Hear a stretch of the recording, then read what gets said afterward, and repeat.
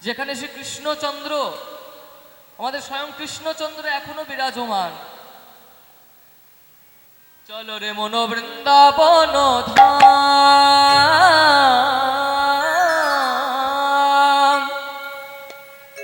মুখে বলো শ্রী রাধা রাধা নাম।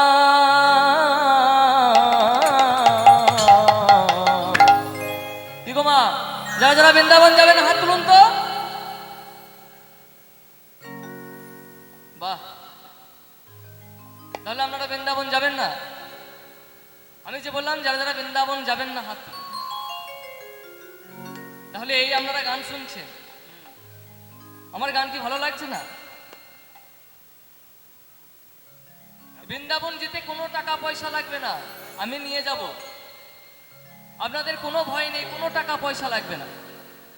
এদিকে বাবারা যারা যারা আছেন বৃন্দাবন যাবেন তো, সকলে মিলে জোর করে হরিধ্বনি রে নিতাই গৌর হরি বল হরি হরি বল হরি বল হরি বল। তো চলুন এবার সকলে মিলে আমরা বৃন্দাবন থেকে ঘুরে আসি।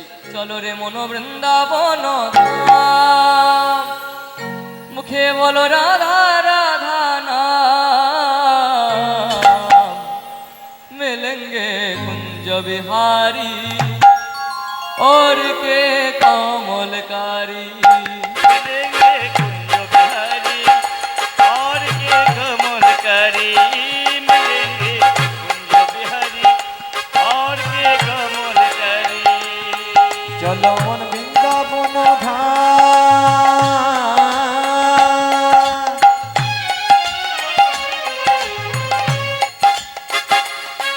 देखेगा राधा राधा नाम, मिलेंगे कुंज बिहारी, मिलेंगे राधा प्यारी। मिलेंगे कुंज बिहारी और के कमलकारी, मिलेंगे कुंज बिहारी और का कमलकारी। वृंदावन से जमुना पुलिनी में नहाएंगे,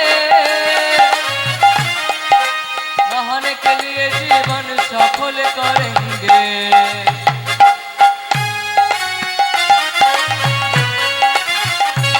আগো বৃন্দাবনে গিয়ে কোথায় স্নান করতে হয়? গঙ্গাতে। বৃন্দাবনে কোথায় স্নান করে? যমুনাতে। তো বৃন্দাবনে গিয়ে স্নান করতে হয় মা যমুনাতে। কেন? না এই জীবনটাকে শুদ্ধ করার জন্য, জীবন সফল করার জন্য।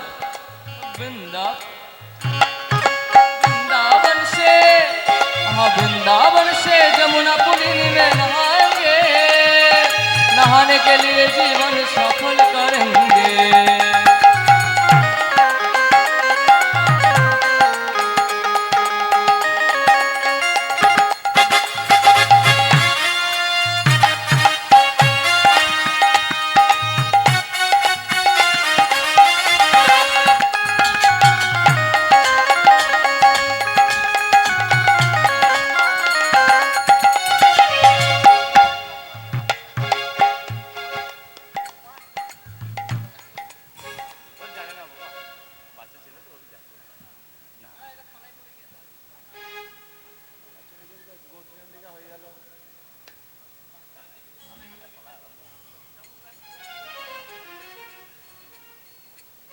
বেঁচে দেখো, হ্যাঁ বাবা বেশ জানে না।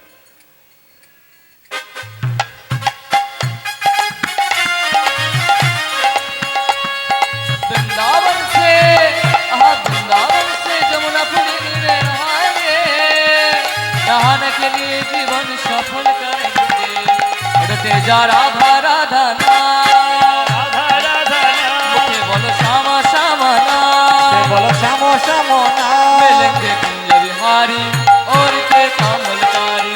मिलेंगे कुंज बिहारी और के कमल। बोलो राधा रानी की। बिहारी और के कमलकारी।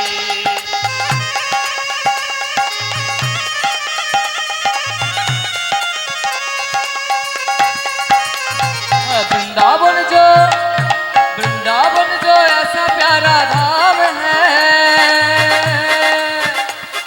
सबसे मीठो राधा जी का नाम है। रावण से ऐसा प्यारा धाम है, सबसे मीठो राधा जी का नाम है।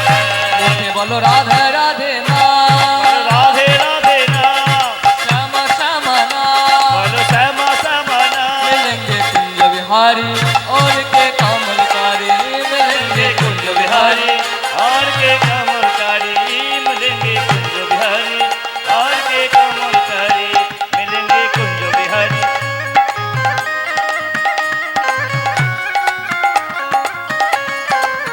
मिलेंगे कुंज बिहारी और के कमलकारी मिलेंगे कुंज बिहारी और के कमलकारी और के मुझे प्यारे मिलेंगे कुंज बिहारी और के कमलकारी मिलेंगे कुंज बिहारी और के कमलकारी बोलो राधा रानी की श्री कृष्ण चंद्र की सलाम वृंदावन धाम की सकल गौर भक्त मंडली की हृदय गौर हरि बोल हरि बोल हरि बोल हरि बोल শুদ্ধ গৌর ভক্ত মণ্ডলীয় ভক্তিমতী মায়েরা আজকে মা আমরা যে লীলা আস্বাদন করব সেটি হচ্ছে মা শ্রীমতী রাধারানীর মুরলী শিক্ষা বংশী শিক্ষা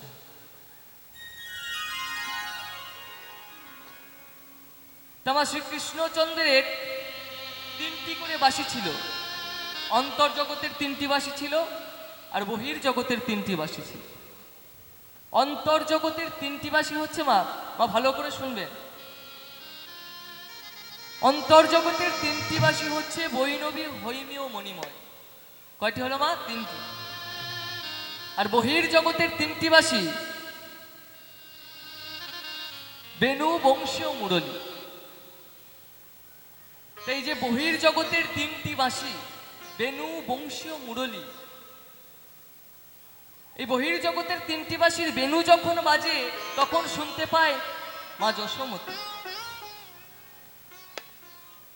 আর বংশী যখন বাজে তখন শুনতে পান শুধু শ্রীমতী রাধারানী আর মুরলীর দ্বারা তিনি সারা জীবজগৎকে আকর্ষণ করেন যার জন্য তার আর এক নাম সর্বাকর্ষক কৃষ্ণস্তূপ স্বয়ং ভগবান তাজ সেই শ্যামের বাসী শুনে মা রাধারানী পাগলিনী শ্যামের বাসী শুনে আজ রাধারানী পাগলিনী তাই অষ্টসখীর শিরোমণি শ্রীমতী রাধারানী সখীদের ডেকে বলছে ওরে সই ওরে ললিতা ওরে বিশাখা ওই দেখ ওই কালার বাসী দিনে দুপুরে কেমন ডাকাতি করে সদা সর্বদা আমার মনে নয় আমার প্রাণে নয় সদা সর্বদা আমার কানে বাজে ও কি বোঝে না ওর কি প্রাণে একটুও দয়া মায়া নেই এ রাধে তোর কি হয়েছে তুই যে ভুলভাল বকছিস কই আমরা তো কোনো বাঁশির শব্দ শুনতে পাচ্ছি না তবে শোন সখী আজ আমার কি হয়েছে শোন তোদের কাছে খুলে বলি শোন সজনী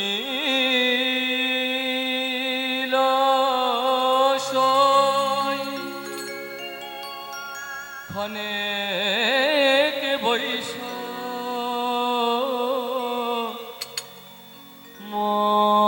মোর নিকটে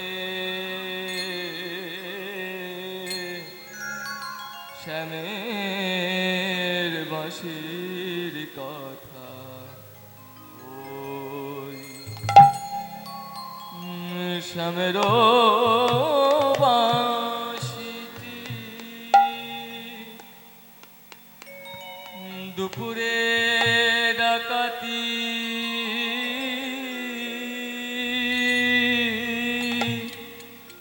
আমার সর্বস্ব রে লইল আমার শ্যামেরও বাঁশিটি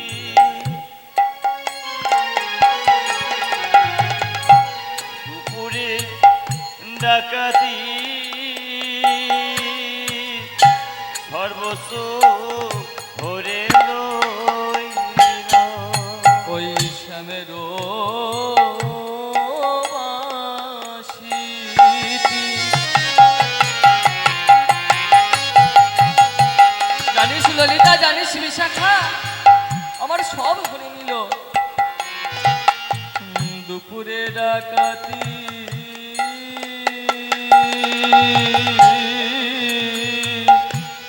আমার সর্বস্ব হরে লইল শ্যামের বাঁশিতে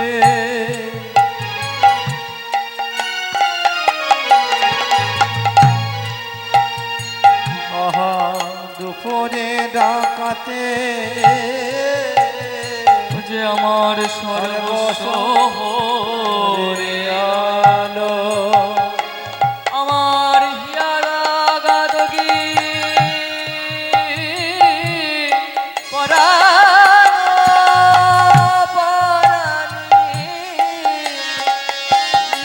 আমার হিয়ারো জগরে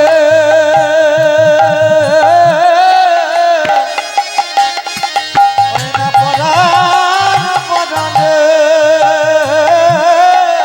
কেন বা এমন হলো আমার হিয়ারো জগরে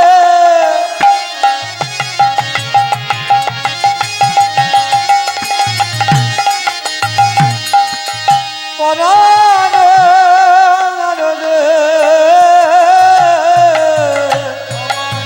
কেন বা এমন হলো আমার কেন বায় মন হলো আমার সব করে নিল রে আমার সব করে নিল রে আমি কেমন যেন হয়ে গেলাম আমার সব করে নিল রে আমি কেমন যেন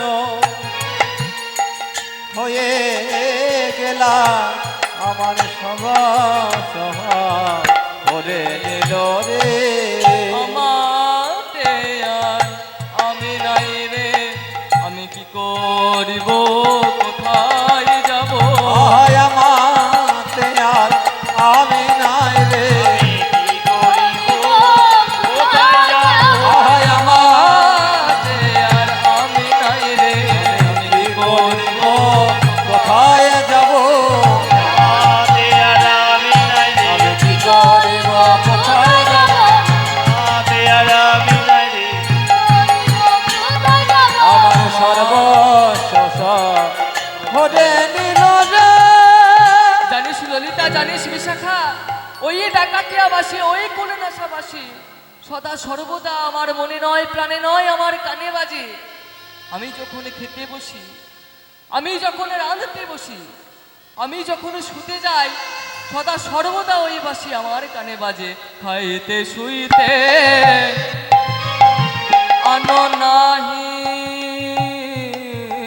চিতে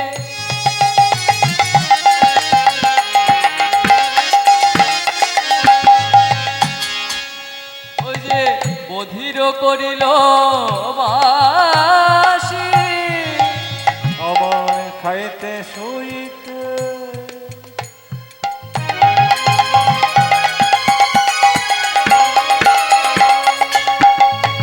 সজনী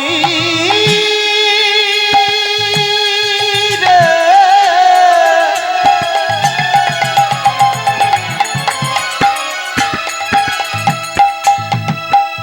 তোরা বলে আরে ললিতা ওই বাসি সব কেড়ে নিল ওই বাসি আমাকে সব হারা করে দিল সর্ব হারা করে দিল ললিতা রে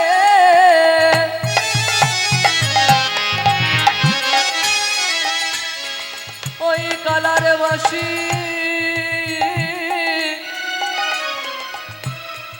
আমার কানে বাজে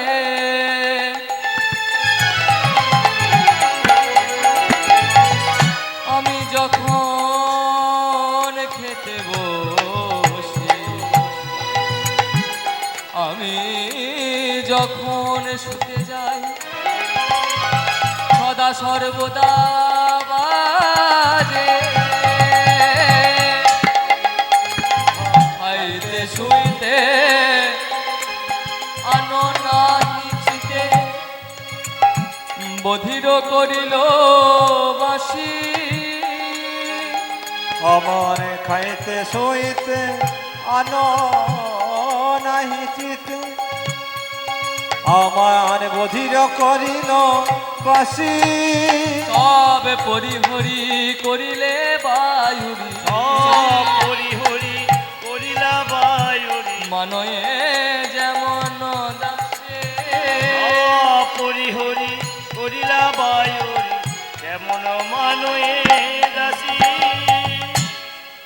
ওরে আমাতে আর আমি নাই রে ওরে আমাতে আর আমি নাই আমি কেমন যেন হয়ে গেলাম আমাতে আর আমি নাই রে কেমন যেন হয়ে গেলাম আমি কি করিব কোথায় যাব আমি কেমন যেন হয়ে গেলাম কি করিব কোথায় যাব আমি কেমন যেন হয়ে গেলাম আমাতে আর আমি নাই আমি রে কেমন যেন হয়ে গেলাম কি করিব কোথায় যাব কেমন যেন হয়ে গেলাম তাই গৌর হরি বল হরি বল জয়। আমি কেমন যেন হয়ে গেলাম করিব কোথায় যাব আহাই আমি কেমন হয়ে গেলাম কি করিব কোথায় যাব মাগো শ্রীমতী রাধারানী আমার সেই বাসি শুনে পাগলিনী তাই অষ্টসখীকে ডেকে বলছে জানিস সই জানিস ললিতা জানিস বিশাখা ওই কালার বাসি ওই ডাকাতিয়া বাসি আমার সব কেড়ে নিল সব দিয়েছিলাম ওকে সব কিছু দিয়েও একটি বস্তুকে আমি সযত্নে আমার কাছে আগলে রেখে দিয়েছিলাম জানিস জানিস ললিতা সেই বস্তুটি কি সেই জিনিসটি কি সেটা হচ্ছে আমার এই মন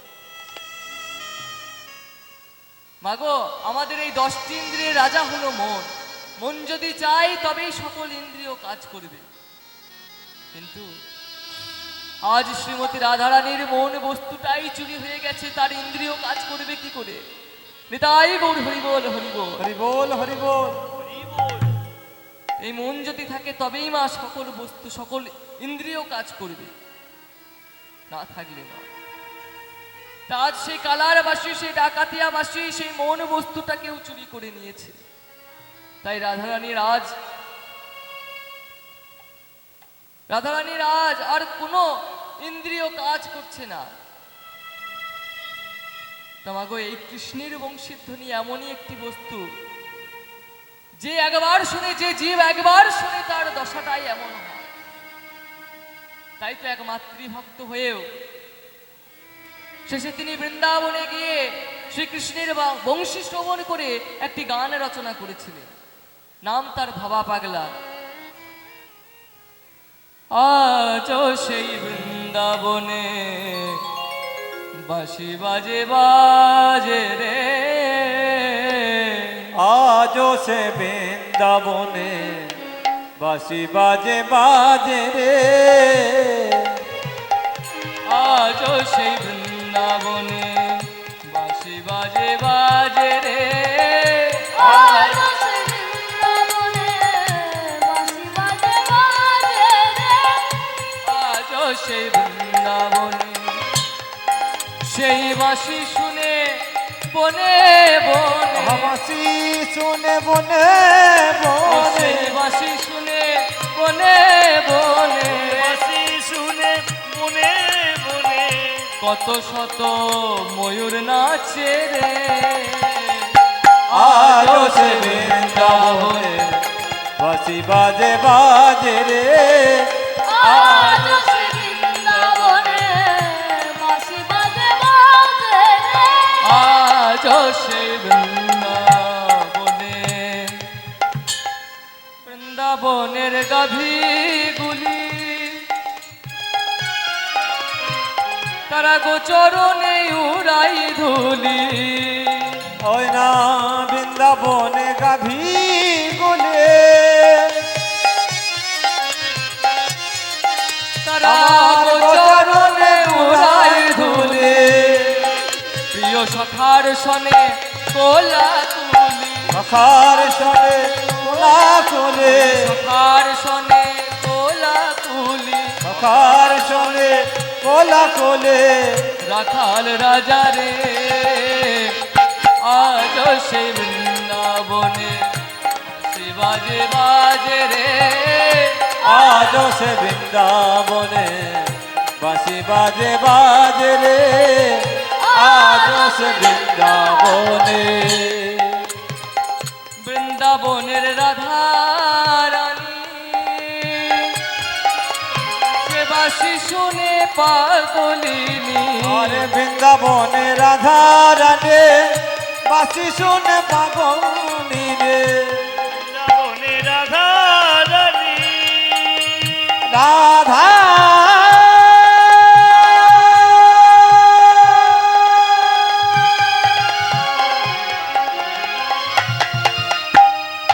রাধা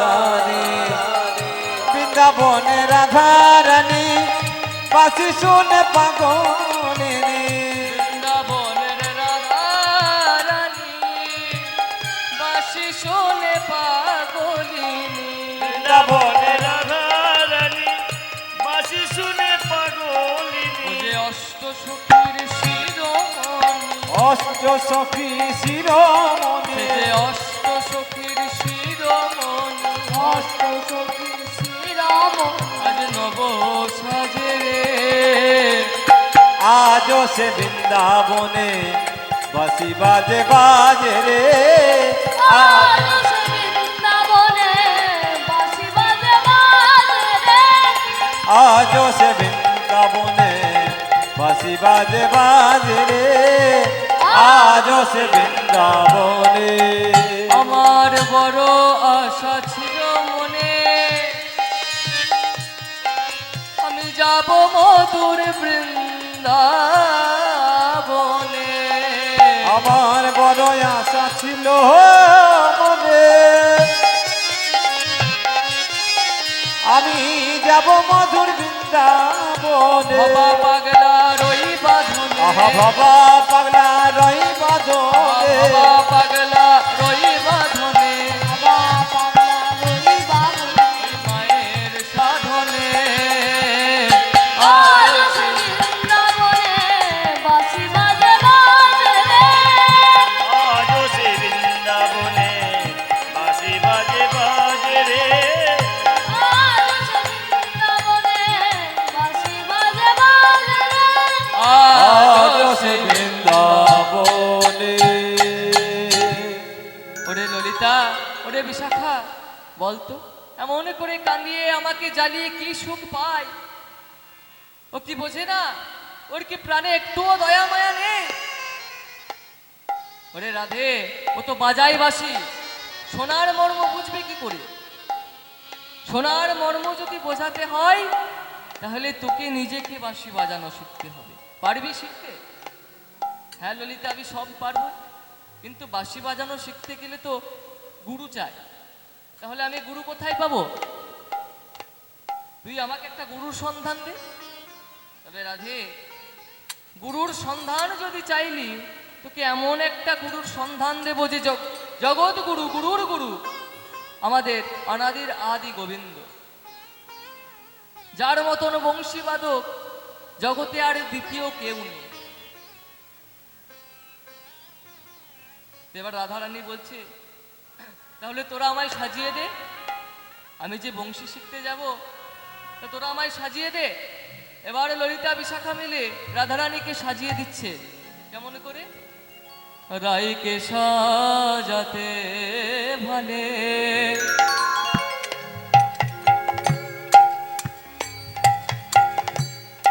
লবঙ্গ লতিমালে হরে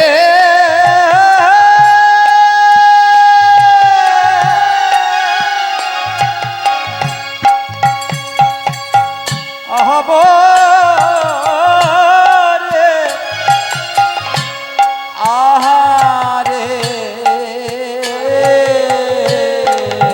ওই না রায় কে সাথে চলে ওই না নবঙ্গম গলমালে দেখো চন্দনের বিন্দু তাহে শোভে, দেখো চন্দনের বিন্দু তাহে শোভে। তাহে চন্দনের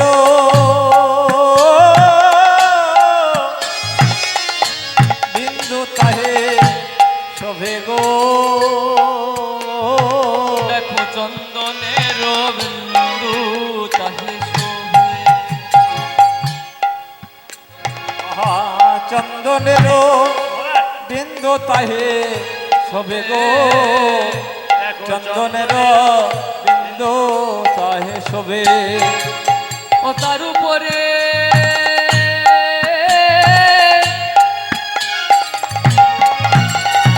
সিঁদুরের বিন্দু,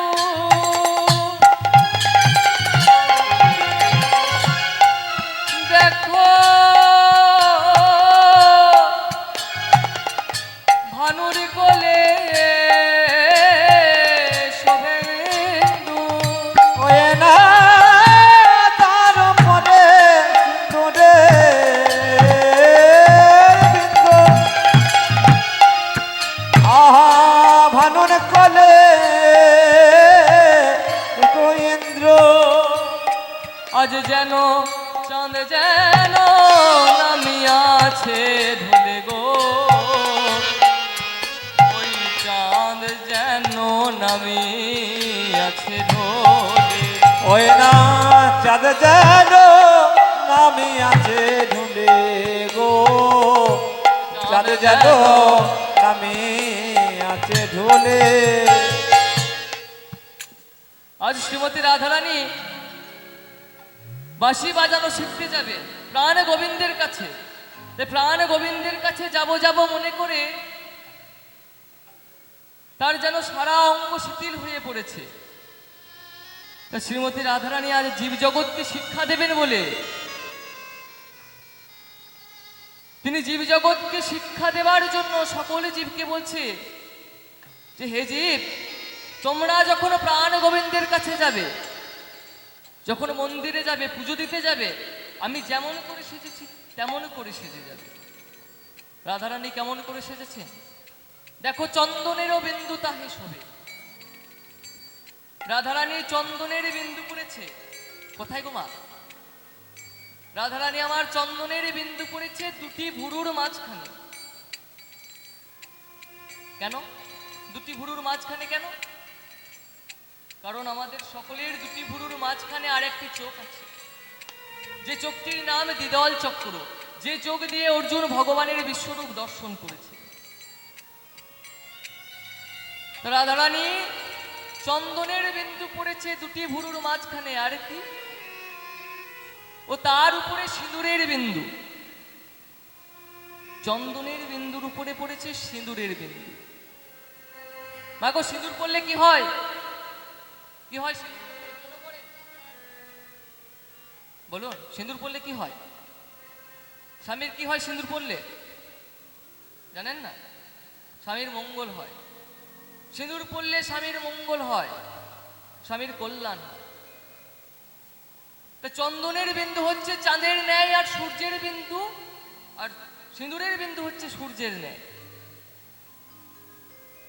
চন্দনের বিন্দু পড়লে জগৎপতির মনে আনন্দ হয়, সিঁদুরের বিন্দু পড়লে যেমন স্বামীর মঙ্গল হয়, স্বামীর কল্যাণ হয়, তেমন চন্দনের বিন্দু পড়লে জগৎপতির মনে আনন্দ। তোমার দেখুন তত্ত্ব কি বলছে, সিঁদুর পড়লে কি হয়। ত্রেতা যুগের ঘটনা। সীতা দেবী যখন প্রত্যেক দিন স্নান করার পর সোনার ফ্রেমে একটি বাঁধানো আয়না নিয়ে নিজের স্মৃতিতে সিঁদুর পরতেন, প্রত্যেক দিন নিজের স্মৃতিতে সিঁদুর পরতেন। একদিন এটি দূর থেকে লক্ষ্য করলো হনুমান। হনুমান মনে মনে ভাবছে, মা সীতা দেবী প্রত্যেক দিন স্নান করার পর নিজের স্মৃতিতে খুব যত্ন করে সিঁদুর পরে। একদিন আর থাকতে না পেরে হনুমান সীতা দেবীর কাছে গিয়ে বলছে, মা গো, যদি কিছু মনে না করেন একটা কথা জিজ্ঞাসা করি। বলো হনুমান, কি বলবে? আমি দেখি আপনি প্রত্যেক দিন স্নান করার পর নিজের স্মৃতিতে যত্ন সহকারে সিঁদুর পরে, এর কারণ কি? হনুমান, সিঁদুর হচ্ছে স্বামীর মঙ্গলের প্রতীক। সিঁদুর পড়লে স্বামীর মঙ্গল হয়, সিঁদুর পড়লে স্বামীর কল্যাণ হয়, সিঁদুর পড়লে সংসারে মা আনন্দ হয়, সংসার সুখে হয়। তো মা গো, আমাদের এই যে সীতা দেবী যার জন্য সিঁদুর পড়েছে, তার স্বামীর জন্য যে সিঁদুর পড়ছেন, তা বলুন তো মা, তার স্বামীকে? সীতা দেবীর স্বামী রামচন্দ্র, প্রভু রামচন্দ্র। তা আজকে এই যে হরিনামের আয়োজন করা হয়েছে, তার একটি বিশেষ কারণ আছে। কারণ আজকে রাম নবমী, আজকের এই শুভ তিথিতে, আজকের এই নবমী তিথিতে প্রভু রামচন্দ্র জন্ম নিয়েছে। তাহলে মা, আজকে যে রামচন্দ্র জন্ম নিয়েছিলে,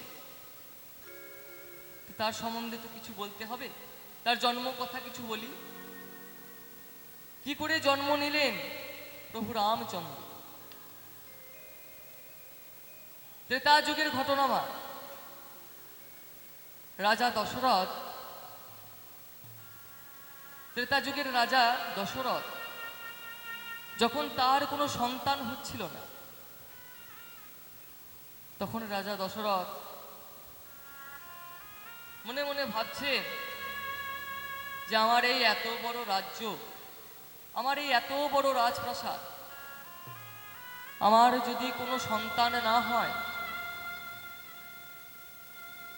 তাহলে আমার বয়স হওয়ার পর আমি এই এত বড় রাজ্য, এত বড় রাজবাড়ি কার হাতে দিয়ে যাব? তখন রাজা দশরথ রাজ্যে বড় বড় পণ্ডিতদের ডাকলেন। কেন? এক যজ্ঞ করার জন্য। কি যজ্ঞ? পুত্রেশ্বী যজ্ঞ। যে যজ্ঞ করলে সন্তান লাভ করা যায়, সেই যজ্ঞের আয়োজন করলেন রাজা দশরথ। এবার রাজ্যের বড় বড় পণ্ডিত এসেছে, সেই পুত্রেষ্টি যজ্ঞের আয়োজন করেছে। এবার মা, রাজা দশরথের 3টি স্ত্রী ছিল, 3টি পত্নী ছিল, কৌশল্যা, কৈকেয়ী আর সুমিত্রা, একবারে ছোট সুমিত্রা। তা ওই যে যজ্ঞের আয়োজন করা হলো, যজ্ঞের আয়োজন করা হয়েছিল, সেই যজ্ঞ থেকে মা রামচন্দ্র, লক্ষ্মণ, শত্রুঘ্ন, ভরতের জন্ম হয়নি। সেই যজ্ঞ থেকে মা উৎপন্ন হয়েছিল এক চারু, অর্থাৎ পরমান্ন। পরমান্ন মানে কি গো মা? খিচুড়ি, খিচুড়ি। এ বোধহয় খিচুড়ি স্কুল পর্যন্ত ডিগ্রি আছে, তার বেশি পড়েনি, তাই খিচুড়ি বলে দিল। পরমান্ন মানে হচ্ছে মা পায়েস। তা রাজা দশরথ সেই যে যজ্ঞের আয়োজন করেছিলেন, সেই যজ্ঞ থেকে উৎপন্ন হয়েছিল মা পায়েসে। সেই পায়েস তার 3টি পত্নী কৌশল্যা, কৈকেয়ী ও সুমিত্রাকে, 3জনকে 3টি ভাগে সমান করে ভাগ করে দিল। এবার 3জনেই সেই পরমান্ন সেবা করবে। যেই না সেবা করতে যাবে 3জনে, হঠাৎ করে না জানি অজানা কোথা থেকে একটা পাখি উড়ে এসে সুমিত্রা দেবীর পাত্রটিকে মুখে করে নিয়ে উড়ে চলে গেল। যেই না উড়ে চলে গেল, তখন সুমিত্রা দেবী কাঁদতে লাগলেন। ওরে দিদি, তোরা তো সন্তান লাভ করবি, তোদের তো পুত্র সন্তান হবে, কিন্তু আমার কি হবে? আমার ভাগের পরমান্ন, আমার ভাগের পায়েস যে ওই পাখি নিয়ে চলে গেল, তাহলে আমার এখন কি হবে বল? কৌশল্যা দেবী বলছে, ওরে বোন, তোর দিদি থাকতে তোর চিন্তা কিসে? আমার ভাগের যে পরমান্ন আছে, এই পরমান্ন, এই পায়েস থেকে অর্ধেক আমি তোকে দেব আর অর্ধেক আমি খাবো। তা যেই কৌশল্যা দেবী বলেছে অর্ধেক সুমিত্রা দেবীকে দেবে, তখন কৈকে দেবীর মা মনে হিংসা হয়েছে। দেখবেন মা, এক নারী আর এক নারীকে দেখে হিংসা হয়। একটা পুরুষকে দেখে যতটা না হিংসা হয়, তার চেয়েও বেশি এক নারীকে দেখে হিংসা হয়। তা তখন কৈকে দেবী বলছে, সুমিত্রা, তোকে কি শুধু তোর বড়দি ভালোবাসে? তোকে কি শুধু তোর বড় দিদি ভালোবাসে? আমি ভালোবাসি না? তাহলে তবে এই নে, আমার ভাগ থেকেও তোকে আমি অর্ধেক দিলাম আর অর্ধেক আমি খেলাম। এবার হলো কি, যার ভাগের পায়েস পাখিতে নিয়ে চলে গেল, যার ভাগে কোনো পায়েসই ছিল না, তার হয়ে গেল মা দুটো ভাগ। আর কৈকে আর কৌশল্যা দেবীর পড়ল মা একটি করে। এবার সেবা করলো, তিনজনেই সেবা করলো। সেবা করার পর সব থেকে যে বড় কৌশল্যা দেবী, তার গর্ভে জন্মগ্রহণ করলো মা আমাদের প্রভু রামচন্দ্র। আর কৌশল্যা দেবী যে অর্ধেক পরমান্ন সুমিত্রা দেবীকে দিয়েছিলেন, সেই একই বস্তু খেয়ে সুমিত্রা দেবীর গর্ভে জন্ম নিল লক্ষ্য। আর কৈকে দেবী যে অর্ধেক পরমান্ন সেবা করেছিলেন, সেই পরমান্ন সেবা করে তার গর্ভে জন্ম নিল ভরত। আর কৈকে দেবী যে অর্ধেক পরমান্ন সুমিত্রা দেবীকে দিয়েছিলেন, সেই একই বস্তু খেয়ে জন্মগ্রহণ করলো শত্রুঘ্ন। যার জন্য মা রামের সঙ্গে লক্ষণের দেখবেন একটু আলাদাটা, আর কৈকে দেবীর পুত্র অর্থাৎ ভরতের সাথে শত্রুঘ্নের আর একটি আলাদাটা। তো মাগো, এই হচ্ছে আমাদের প্রভু রামচন্দ্রের জন্ম কাহিনী। তা সীতা দেবী সেই প্রভু রামচন্দ্রের জন্য আজ খুব যত্ন সহকারে স্মৃতিতে সিঁদুর পড়ছে। তোমার একবার সকলে মিলে জোর করে বলবেন, প্রভু রামচন্দ্র কি জয়, হনুমান কি জয়, সীতা দেবী কি জয়। তাই গৌর হরি বল, হরি বল, বল হরি বল। এবার হনুমান মনে মনে ভাবছে যে সীতা দেবীর ওইটুকু তো স্মৃতি, ওইটুকু স্মৃতিতে সিঁদুর পরা দেখলে প্রভুর মনে যদি এত আনন্দ হয়, প্রভুর যদি এত মঙ্গল হয়, তাহলে ওইটুকু সিঁদুরের কি এত পাওয়ার?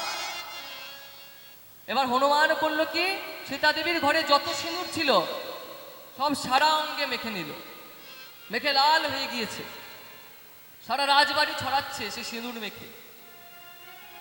তো হনুমানের মনে এই ভক্তি দেখে তখন সীতা দেবী করলেন কি না, নিজের মণিমুক্তর মালাটি খুলে হনুমানের গলায় পরিয়ে দিল। এবার যেই না মণিমুক্তর মালা গলায় পড়েছে, তোমাগো বান্দরের স্বভাব কেমন? যে কথাই আছে না, বান্দরের গলায় মুক্তর মালা শোভা পায় না। এবার হনুমান সেই মণিমুক্তর মালা যেই গলায় পরিয়ে দিয়েছে, কি করেছে? একটি করে ছিঁড়ছে আর চিবিয়ে চিবিয়ে ফেলে দিচ্ছে। এই করে সারা রাজবাড়ি সেই মণিমুক্তর মালা একটি করে ছিঁড়ছে আর চিবিয়ে চিবিয়ে ফেলে দিচ্ছে। এবার লক্ষণ বলছে, দেখলেন মা, দেখলেন, আমি বারবার বারণ করেছিলাম, নিষেধ করেছিলাম যে মণিমুক্তর মালা বানরের গলায় শোভা পায় না, তবু আপনি আমার কথা শোনেন। দেখুন দেখুন, লাখ টাকা দামের মালাটা কেমন চিবিয়ে চিবিয়ে ফেলে দিচ্ছে। ও কি বোঝে? ও মুক্তোর মালার মর্যাদা কি করে দেবে? এই কথা শুনে হনুমান বলছে, লক্ষণ, তুমি আমার বাইরেরটা দেখলে, আমার ভেতরটা তো দেখলে না। কেন আমি এই মালা ছিঁড়ে ছিঁড়ে ফেলছি জানো? যেই বস্তুতে আমার প্রভু রামের কোনো নাম লেখা থাকে না, সীতা দেবীর কোনো নাম লেখা থাকে না, সেই বস্তুর তোমার কাছে লাখ টাকা দাম হতে পারে, কিন্তু আমার কাছে 1 টাকাও দাম না। তাই তো আমি এই মালা চিবিয়ে চিবিয়ে ফেলে দিয়েছি। যত বড় মুখ নয় তত বড় কথা। তোমার অন্তরে প্রভু রাম আছেন, মা সীতা দেবী আছেন, আর আমাদের অন্তরে নেই। কই তবে দেখাও দেখি তোমার অন্তরে কেমন প্রভু ভক্তি, কেমন রাম ভক্তি। যেই না লক্ষণ বলেছে, হনুমান সঙ্গে সঙ্গে তার বুকটিকে চিরিয়ে দেখাচ্ছে যে তার বুকের মধ্যে রাম সীতার যুগল।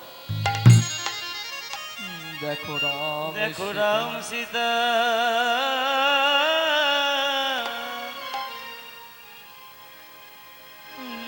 দাঁড়ায়ে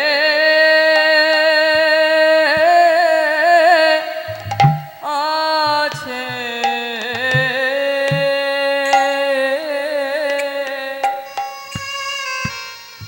হয়ে না দেখো গো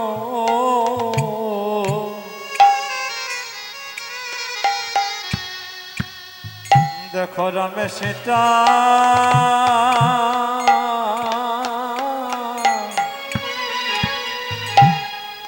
হয়ে না দাঁড়ায়ে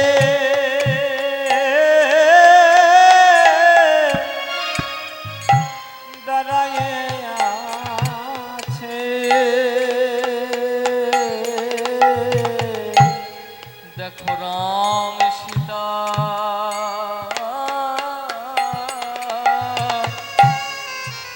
কেমন দাঁড়ায়ে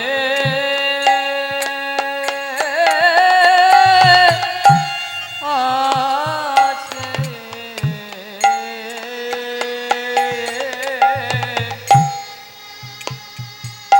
দেখো দেখো রাম সীতা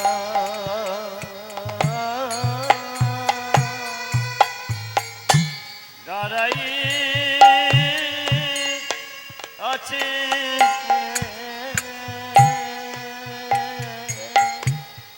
ওই হৃদয় মাঝে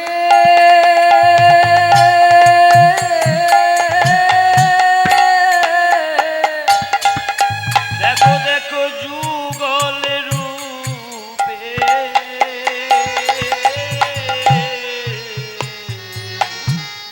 দেখো রাম সীতা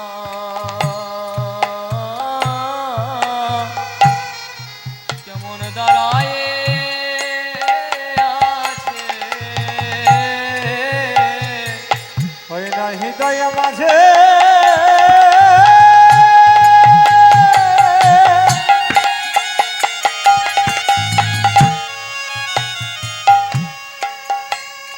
হৃদয় মাঝে যুগল রূপে দেখো রাম সীতা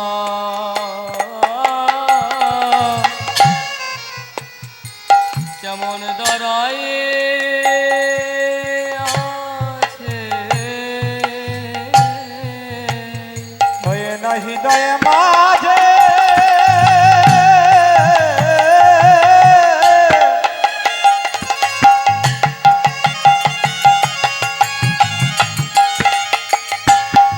ওই না হৃদয় মাঝে যুগল রূপে দেখো রামে সীতা দাঁড়ায়ে আছে। তোমাগো এই সারা ব্রহ্মাণ্ডে একটাই শ্রেষ্ঠ ভক্ত ছিলেন যে তিনি তার বুক চিরে দেখিয়েছিলেন রাম সীতার যুগল, যুগল রূপ দর্শন করিয়েছিলেন। তো হনুমানের মনে এই ভক্তি দেখে প্রভু রামচন্দ্র তাকে বর দিয়েছিলেন, হে হনুমান, আজ থেকে যখন আমার পুজো হবে, অর্থাৎ আজকের এই দিন রামনবমী, যখন রামনবমী হবে, আয়োজন করা হবে, তখন আমার পুজো হবে না, তখন পুজো হবে তোমার। তাই তোমার রামনবমীর দিন আমাদের বজরংবলী অর্থাৎ হনুমানের পুজো হয়। এবার শ্রীমতী রাধারানী স্মৃতিতে সিঁদুর পড়েছেন আর চন্দনের বিন্দু পড়েছেন দুটি ভুরুর মাঝখানে। তাই প্রাণ গোবিন্দের কাছে যাবেন বলে ললিতা বিশাখার সাথে পথে যাচ্ছে আর মুখমণ্ডলে ঘেমে গিয়েছে। যেই না মুখমণ্ডলে ঘেমেছেন, ঘামে কি হয়েছে? সিঁদুরের বিন্দু থেকে ঘাম চুইয়ে চুইয়ে পড়ছে কোথায়? চন্দনের বিন্দুর উপর। এবার দূর থেকে দেখে মনে হচ্ছে যেন সূর্য আজ চাঁদকে কোলে নিয়ে বসে আছে। আহা, কি অপূর্ব রূপ! দূর থেকে দেখে মনে হচ্ছে সূর্য যেন আজ চাঁদকে কোলে নিয়ে বসে আছে। এবার রাধারানী বলছে, ওরে তোরা তো আমায় সাজিয়ে দিলি, তাহলে আমার ভূষণ কই? এখানে ভূষণ মানে মা অলংকার, অর্থাৎ গহনা। রাধারানী বলছেন, তোরা আমায় সাজিয়ে দিলি, আমার ভূষণ দে। রায়ধনী আমার ভূষণ পরে যেন মনোহরে মনোহরে। গায়ে ধনে আমার ভূষণ করে যেন মরে হরে মনোহরে। রায়ধনী আমার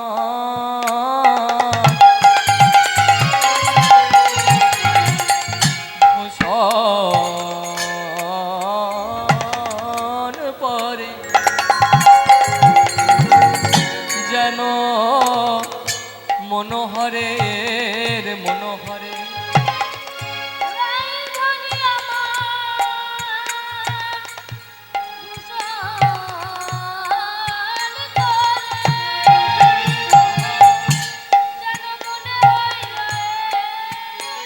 যেন মনোহরের মনোহরে। ধৈর্য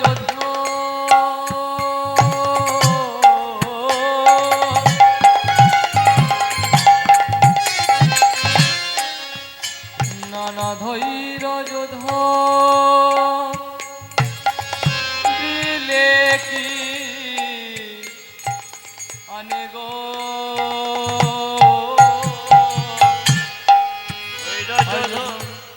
দিলে কি আনে।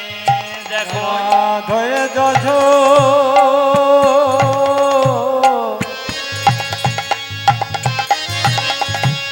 ধরে ধরিলে কিনা আনে গো।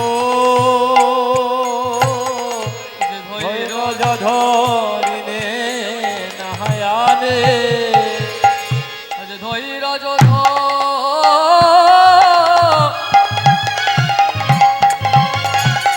ধরিলে কি আনে।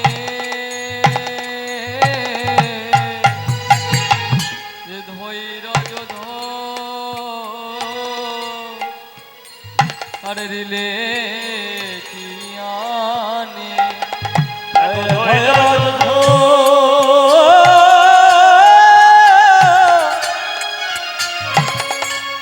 ইলে কিনা আনে গো। ধৈর্য ধরিলে কিনা আনে। তখন গোবিন্দ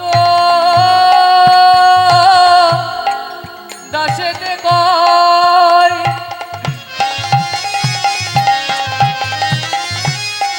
আজ যেন শুনো শুনো শ্যামরাজ, ওই না গোবিন্দ দাসে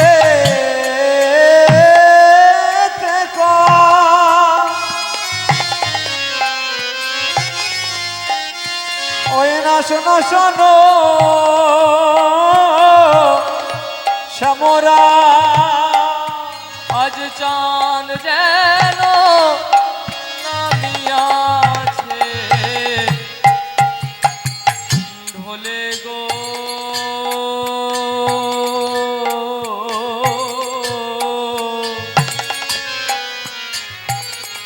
আরে চাঁদ যেন নাহি আছে ঢলে। আজ চাঁদ যেন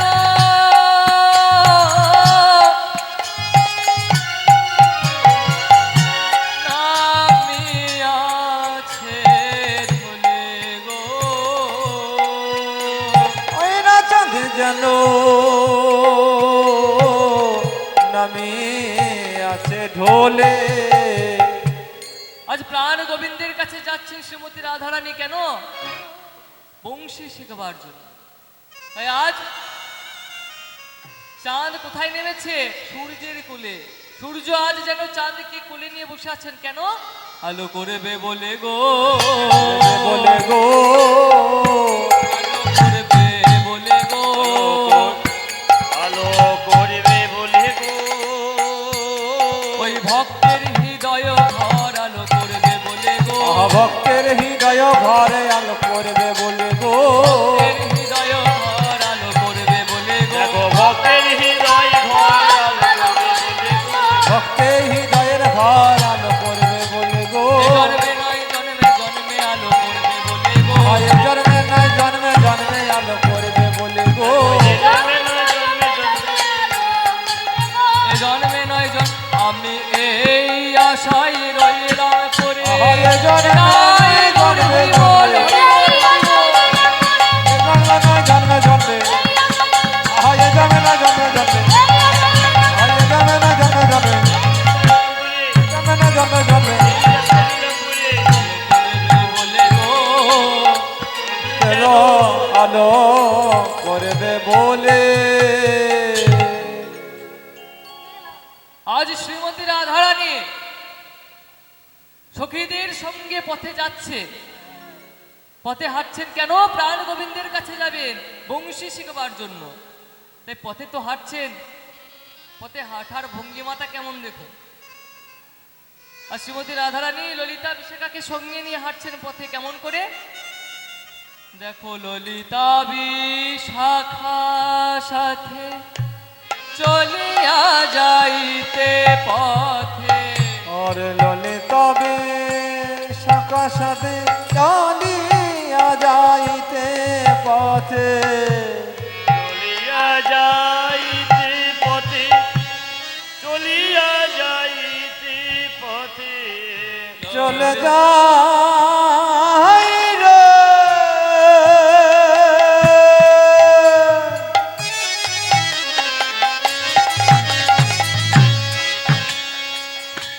আমার আমার ললিতা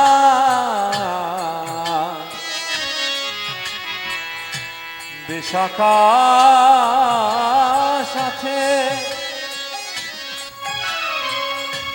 কত গর্বে করে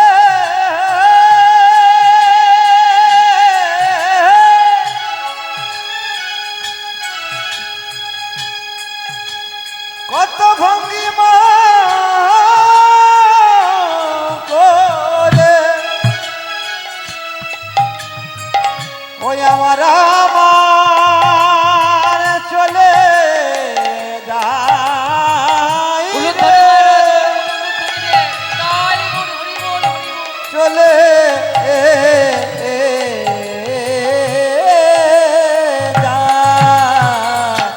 ললিতা বিশাখা সাথে চলিয়া যাইতে পথে, কত সাধে কত সাধে কত সাধে কত সাধে কত সাধে বাড়াই পাগো, কত সাধে কত সাধে কত সাধে কত সাধে বাড়াইতে পারো, উথলিয়া ভাব শ্বাস এলাইয়া কে শোভা, এলাইয়া কে শোভা উথলিয়া ভাব শ্বাস এলাইয়া কে শোভা, উঠলিয়া ভাবনাস খেলাইয়া শোভা, উথলিয়া ভাব শ্বাস পুতুলিয়া ভাবসা এলাইয়া কে শোভা, করুণে না যায় আজি গাগো, গহনে না যায় আজি গাগো, ধরনে না যায় আজি গাগো, ধরনে না যায় আজ গাগো তার আর তো ধ্বনি চলতে না রে, আর তো ধনী চলতে না, তার আর তো ধ্বনি চলতে না রে, হয় আর তো ধ্বনি চলতে না রে আগের পা পিছে পড়ে আর তো ধ্বনি চলতে না রে, আগের বাত পিছে পড়ে আর তো ধনী চলতে না, হয় আগের পা পিছে পড়ে আর তো ধ্বনি চলতে না দেখো রে দেখো একের পা পিছে পড়ে আর তো ধুলি চলতে না রে, হয় আগের পা পিছে পড়ে আর তো ধ্বনি চলতে না না রে পথের শ্রমেরও ভারে আর তো ধ্বনি চলতে না রে কোনো সমুদ্র ভরে আর তো ধ্বনি চলতে না রে কখন দেখা পাবে বলে আর তো ধ্বনি চলতে না রে কখন দেখা পাবে ওই পথের শ্রমের ভারে দেখা পাবে বলে। বল